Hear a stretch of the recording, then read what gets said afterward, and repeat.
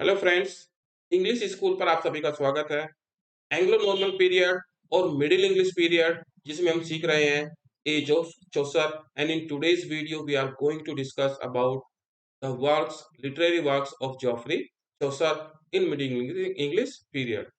The period span of Geoffrey Chaucer as the age of Chaucer is 1342 1400, the year when the great legend of English literature dies in year 1400.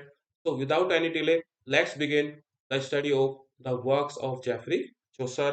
The literary work of Geoffrey Chaucer. The works of Chaucer are divided into three classes. उनकी life को भी three parts में divide किया गया था और वो क्या थी three class? The period of French influence and period of Italian and the last period was English, when he wrote all his works in English and made English a popular language among the Anglo-Norman French people. When French and Italian was in the influence in the court to the high level people, then he chose English for his works and made it popular and set the foundation of this modern English language. तो इनके career को इनकी life के साथ साथ इनके career इनके works को भी थ्री कैटेगरीज में डिवाइड किया गया है। The period of French, the second period of Italian and the third and last the period of English. तो इन लैंग्वेजेस के बेसिस पे हम इनके वर्क्स को आसानी से समझ सकते हैं। यहाँ पर एक मेंशन किया गया है, it should be remembered that it is impossible to fix exact date for most of Geoffrey Chaucer's work. W J Long book में विलियम विलियम जे लोंग ने मेंशन किया है कि ये एक इम्पॉसिबल सा काम है कि एग्जैक्ट डेट को मेंशन कर सके, क्योंकि मिडिल इंग्लिश में इस समय तक के काफी रिपोर्ट्स अवेलेबल नहीं है। इवन उनके बर्थ का रिपोर्ट भी अवेलेबल नहीं है। इवन ये डिस्करपेंसी तो विलियम शेक्सपियर के ड्रामास में भी है, जो अर्ली ड्रामास है उनकी एग्जैक्ट डेट बिल्कुल भी क्लियर नहीं है। तो ये वो फेज था जहां पर dates are not so much important किसी लिटरेरी वर्क की। Work is more important. तो आइए जानते हैं सम ऑफ, इन्होंने बताया है कि डेट्स इम्पॉसिबल है।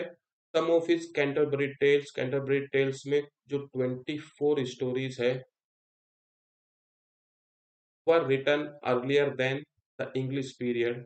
उनके इंग्लिश पीरियड तो स्टार्ट हुआ था अराउंड 1387। 1387 में उनका इंग्लिश पीरियड स्टार्ट हुआ था, लिटरेरी पीरियड। और कुछ वर्क्स कुछ पोएम्स तो उनके इस इंग्लिश पीरियड से पहले की लिखी हुई है और बाद में उनको ग्रुप कर दिया गया with others in his final arrangement. इनके फाइनल अरेंजमेंट में उसको ग्रुप कर दिया गया, तो वो पहले से लिखी हुई थी, इसलिए एग्जैक्ट डेट क्लियर नहीं है। तो द फर्स्ट पीरियड और वर्क्स ऑफ फ्रेंच पीरियड, उनके जो लिटरेरी वर्क है वो फ्रेंच पीरियड में लाइज करते हैं। इसमें सबसे पहला नाम आता है, the best known poem of this period is Romaunt of the Rose. ये एक फ्रेंच नेम है, रोमांट ऑफ द रोज इनका वर्क है और ये एक ट्रांसलेशन वर्क है फ्रेंच वर्क की। It is a translation of French most popular poem of middle ages. France की मिडिल एजेस की सबसे पॉपुलर पोएम का ये ट्रांसलेशन वर्क है। और ये किसका ट्रांसलेशन है, ये क्वेश्चन आपसे पूछा जा चुका है नेट और जीआईसी एग्जाम्स में। रोमन डी ला रोज का ट्रांसलेशन है Romaunt of the Rose. It is an allegory of love, ये एक लव एलोगरी है की फॉर्म्स की बात की। एंड इसमें क्या प्रेजेंट किया गया, a connection between rose and a lady beauty. एक लेडी की सुंदरता और रोज के बीच एक कनेक्शन को प्रेजेंट किया गया है। तो ये एक लव एलोगरी पोएम है, has been presented in the poem. इसमें प्रेजेंट किया गया how a lover gather rose, कैसे रोज इकट्ठा करता है, किस लिए, to win his lady's heart, अपने उस प्रेमिका के दिल को जीतने के लिए कैसे वो रोज कलेक्ट करता है। So it is a love based poem by Chaucer. How different feelings of love, hate, envy, jealousy को बोलते हैं, and idleness are allegorically presented in this poem. तो इस समय जितने भी पोएम्स थे, जितने भी जोनर्स थे पोएट्री के, वो एलोग्रिकल वे में लिखे जाते थे, एलिटरेटिव वर्स में लिखे जाते थे। एलिटरेटिव वर्स में लिखे गए थे। लेकिन चौसर ने यहाँ पर कुछ और डेवलपमेंट किए थे फॉर्म ऑफ स्टेंजास में। तो इस पोएम के बारे में जाना। The next important work is most important of this first period of French work, Death of Blanche the Duchess. ये इसका टाइटल है, Death of Blanche. Blanche wife है John of John of Gaunt. जो उनके पैट्रोन थे उनकी wife की death हो जाती है। उनकी डेथ पर ये पोएम कंपोज करते हैं। एक एलिजी की फॉर्म में है, एग्जैक्ट प्रॉपर एलिजी नहीं है, बट एक शोकगीत के रूप में तो प्रेजेंट करी है सब्जेक्ट के बेसिस पर। The another best poem of this period better known as Book of the Duchess. आपको एग्जाम्स ऑप्शन में ये नाम भी मिलता है, that is the English name. Otherwise the title is Death of Blanche the Duchess. Duchess की spelling यहाँ पर यही मेंशन की गई है, the Book of Duchess. Important work. The poem presents dramatic and emotional power. Chaucer की dramatic और emotional power को ये प्रेजेंट करती है। एक एलजी को सब्जेक्टिविटी पर बेस्ड है। It was written after that act of Blanche, ये नाम आपको याद कर लेना होगा। The wife of Chaucer's, patron Chaucer के जो संरक्षक थे, जॉन ऑफ गांट उनकी वाइफ थी। ब्लांच उनकी डेथ पर उन्होंने ये पोएम कंपोज की थी। Some other poem of this period are complaint to pity, एक लव पोएम है। उसके बाद अनदर इम्पोर्टेंट पोएम है the ABC, a prayer to virgin. एक वर्जिन के लिए एक प्रेयर है। एबीसी इम्पोर्टेंट वर्क है, नोट कर लीजिएगा अपनी टेबल अगर आप टेबल प्रिपेयर कर रहे हैं। These poems verses begin with successive letter of the alphabet। Alphabet के जो लेटर होते हैं A B C D Z तक, उस इनके जितने भी स्टेंजा वर्स है, स्टेंजास है, वो हर एक नए लेटर से स्टार्ट होता है। पहले ए से स्टार्ट होगा, फिर बी से, फिर सी से, फिर डी से। इसमें सक्सेसिव वे में वो आगे बढ़ जाता है। The poem verse begins with a successive letter of alphabet. इसीलिए इस पोएम का जो टाइटल है द एबीसी, किसका वर्क है? जॉफ्री चौसर का। A number of ballads, roundels, and varleys were also composed by him in this period। Ballads तो आप जानते ही हैं, एक शॉर्ट नरेटिव पोएम होती है, शॉर्ट नरेटिव पोएम। लेकिन राउंडल्स क्या होता है? राउंडल्स में 2 या 3 लाइन का एक प्रॉपर इंटरवल के बाद रिपीटेशन होता है पोएम्स में, और वो बार-बार जब वो लाइन्स आपकी रिपीट होती है तो उस तरह की पोएम्स को बोला जाता है राउंडेल्स। तो चौसर ने कुछ राउंडेल्स भी लिखे, एंड वर्लेस भी एक ऐसी ही पोएम की एक कैटेगरीज है, इनको डिटेल में जान लेंगे फॉर्म ऑफ पोएम्स में। तो कुछ बैलेड्स, राउंडेल्स एंड वर्लेस भी इन्होंने लिखी है। दिस इज एक मेडाइवल एज की, मेडाइवल पीरियड में लिखी जाने वाली पोएम की एक कैटेगरी है। फर्स्ट पीरियड कंप्लीट होने के बाद इनके जानते हैं the works of his Italian period. जब ये इटली का इन्फ्लुएंस आने लगा, इटली ये विजिट करने लगे, तो इन्होंने इटालियन वर्क लिखे।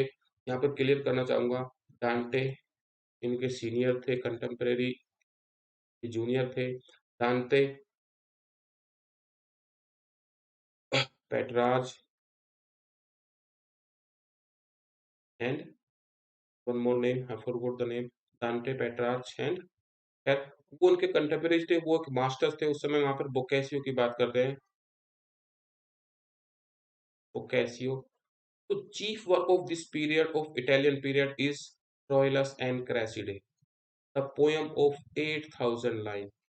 सबसे पहले जान लीजिए, Troilus and Cressida William Shakespeare का भी एक प्ले है, एंड इनफैक्ट ये एक डार्क कॉमेडी है, dark comedy bye Shakespeare. Problem play की कैटेगरी में आता है। उसका टाइटल है ट्रोइलस एंड क्रेसिडा। यहाँ पर जो पोयम हम पढ़ रहे हैं ये ट्रोइलस एंड क्रेसिडे है। ये ट्रोय की कहानी पर बेस है, ठीक है। तो it is a poem of 8,000 line, और इसी पोयम के बेसिस पर original story was the favourite for many authors during the middle age में। इसी ओरिजिनल पोयम पर बहुत सारे ऑथर्स ने अपने लिटरेरी वर्क कंपोज किए, और Shakespeare makes use of it. Shakespeare ने भी इसका यूज किया है अपने वर्क ट्रोलियस एंड क्रेसिडा में, जो एक प्रॉब्लम प्ले की कैटेगरी में आता है। इंपॉर्टेंट वर्क है, जान लीजिए। In the second period of his literary work of Italian, immediate source of Chaucer's poem is Boccaccio। इस जो पोयम है ट्रोलियस एंड क्रेसिडा, इसका जो सोर्स था, नोट कर लीजिए, बोकासियो का वर्क है। ये यहाँ पर आई है और ये इल है, इल फिलोस्ट्रेटो, but he uses his material very freely to reflect the ideas of his age and society. Troilus and Criseyde poem का जो सोर्स था, बोकासियो का वर्क था, इल फिलोस्ट्रेटो, लेकिन इन्होंने इसको अपने तरीके से यूज किया है to present, to reflect the ideas of his age and society. इसको रिप्रेजेंट करने के लिए इस मटेरियल को अपने तरीके से फ्रीली रिप्रेजेंट किया है इस पोयम के अंदर। Otherwise source is Boccaccio's il फिलोस्ट्रेटो।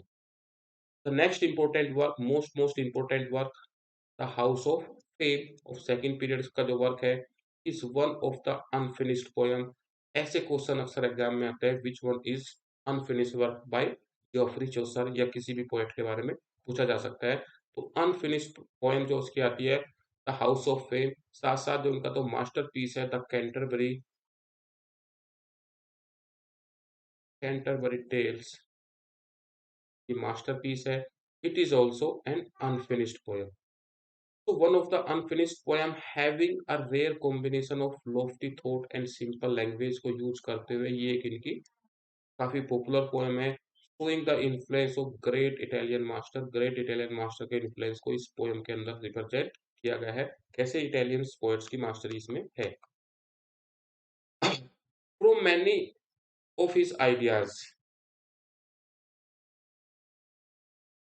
for many of his ideas, Chaucer is indebted, वो आभारी है किसका, उसने किससे फॉलो किए हैं अपने थॉट्स को, डांटे से, ओविड्स रोमन्स पोएट रहे हैं, ओविड मेटामॉर्फोसिस, और साथ साथ ही रोमन एपिक पोएट रहे हैं, वर्जिल। ये इनसे इन आभार प्रकट करते हैं क्योंकि इन्होंने इनके थॉट्स को, आइडियाज को यहाँ से यूज करके अपने वर्क्स को यूज किया है। Unusual conception and splendid workmanship all his own, source के रूप में इनके वर्क्स को यूज किया है, लेकिन इनका जो कंसेप्शन था, स्प्लेंडेड जो वर्कमैनशिप थी, जो कारीगरी इन्होंने अपने वर्क के अंदर दिखाई, वो इनकी खुद की थी। एक तरह से हम कहेंगे मैनर इनका खुद का था, मटेरियल को इन्होंने फ्रीली यूज किया। केवल सोर्स और सब्जेक्ट इन्होंने इन ऑथर से लिया है। किन ऑथर से?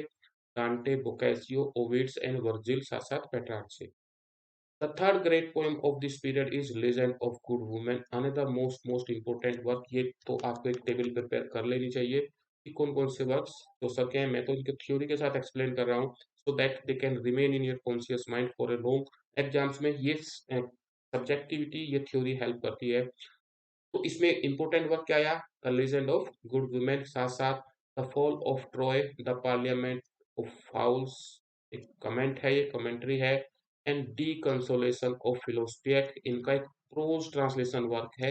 ये कुछ other important work of this period. इसमें parliaments of fowl, legend of good women को तो आपको याद करना ही करना होगा। This are the works of Geoffrey Chaucer. Fall of Troy इन्हीं का वर्क है। ये प्रोज वर्क है। द कंसोलेशन ऑफ फिलोसफिक, जो फिलोसफिकल वर्क है, ये प्रोज ट्रांसलेशन है, ट्रांसलेशन वर्क है। द थर्ड पीरियड और वर्क्स ऑफ इंग्लिश इन्फ्लुएंस, ये मोस्ट इंपोर्टेंट सेगमेंट इनका यहाँ पर आ जाता है लिटरेरी वर्क का। जोफ्री चौसर मास्टरपीस, जिसको मैग्नम ओपस बोलते हैं, magnum opus, Canterbury tale is one of the most famous work in all literature. यहाँ पर मेंशन कर दिया गया है, केवल इंग्लिश ही नहीं, ऑल लिटरेचर में ये एक मास्टरपीस है इनका, जो सबसे ज्यादा फेमस है सभी लिटरेचर में। तो the great work never finish, ये कभी भी फिनिश नहीं हो सका।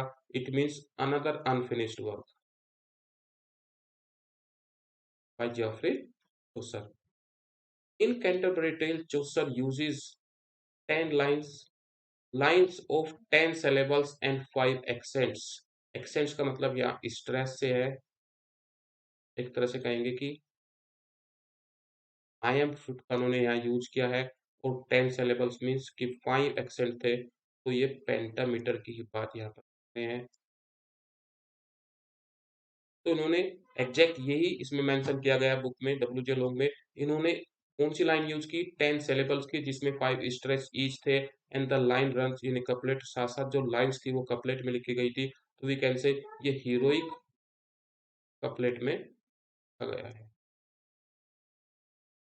This was written in heroic couplet. आपको ऑप्शन में हीरोइक कपलेट भी मिल सकता है, एम्बिक पेंटामीटर भी मिल सकता है, और यहाँ पर 10 syllables of 5 accents each couplet भी आपको ऑप्शंस में मिल सकता है। You have to understand in every way. और इस 10 को डेका वर्क के साथ भी रिप्रेजेंट किया जा सकता है, decasyllabic. Decasyllabic 5 accented couplet lines. तो कुछ भी वर्ड्स आपको मिल सकता है, you have to understand it in your own way. Canterbury tale की बात चल रही है। This is a collection of 24 stories. तो he planned a bigger work. He planned that कि देयर वर 30 पिलग्रिम्स। 30 पिलग्रिम्स वो कहाँ जा रहे थे? सेंट थॉमस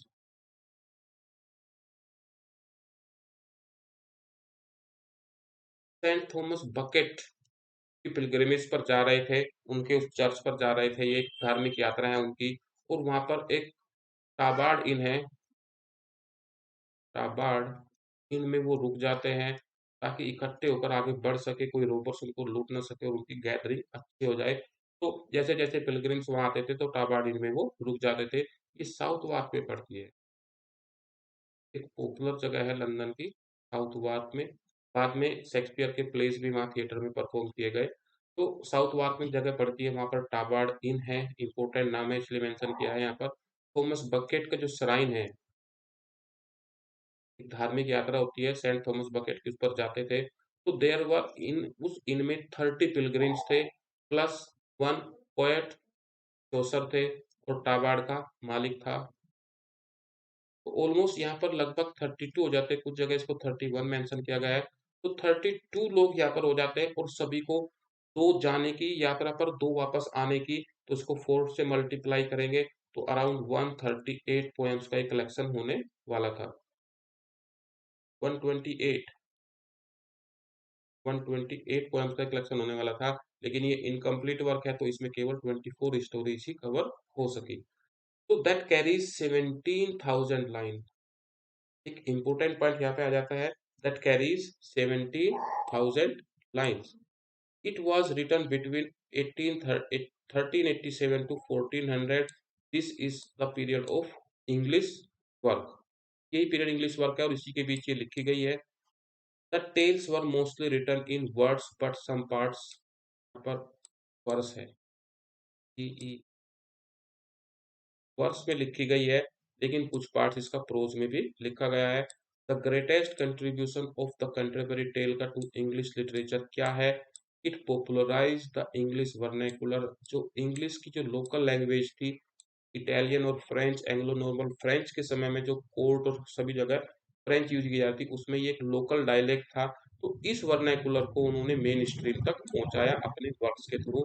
इसी वर्नाकुलर लैंग्वेज में उन्होंने अपने सारे वर्क्स लिखे इस पीरियड में, एंड अपर क्लास तक उसने इस लैंग्वेज को पहुंचाया, मेन स्ट्रीम तक। This is the great contribution, और यहीं से एक सेटअप होता है इंग्लिश लैंग्वेज का development. Canterbury tale has given us the picture of contemporary, उस समय के इंग्लिश लाइफ की, उनके वर्क्स और प्ले की, उनके डीड एंड ड्रीम्स की, फन एंड सिंपैथी की, एंड जॉय ऑफ लिविंग। उनके जो कैरेक्टर्स थे जिन्होंने जिनको वो कहानी सुनाने थे, जो 30 पिलग्रिम्स थे, वो डिफरेंट डिफरेंट सेगमेंट सोसाइटी से बिलोंग करते थे। ठीक है, कोई नाइट था, कोई डिफरेंट डिफरेंट सेगमेंट से बिलोंग करते थे, बचर भी थे। तो हर एक सेगमेंट से वो लोग थे और उनको उस पूरी कल्चर को रिप्रेजेंट करना था automatically. So it represent all the aspects of society of that period in England. Chaucer developed English as a literary language by writing his works in English in the last phase. Last phase में उन्होंने इस vernacular language में अपने works को लिखकर उन्होंने इसको develop किया। मैथ्यू अर्नोल्ड ने क्या बोला है? Carl Chaucer the father of our splendid English poetry का फादर माना जाता है, and since that he is considered the father of English poetry. So these were about the works of Geoffrey Chaucer. Next video में we will cover the contemporaries author of this age of Chaucer, William Langland, Gower, John Wycliffe. तो इनके बारे में भी हम जानेंगे. So I hope the video is helpful for you, and if it is helpful, don't forget to share the video and as well as the channel homepage. Thank you everyone.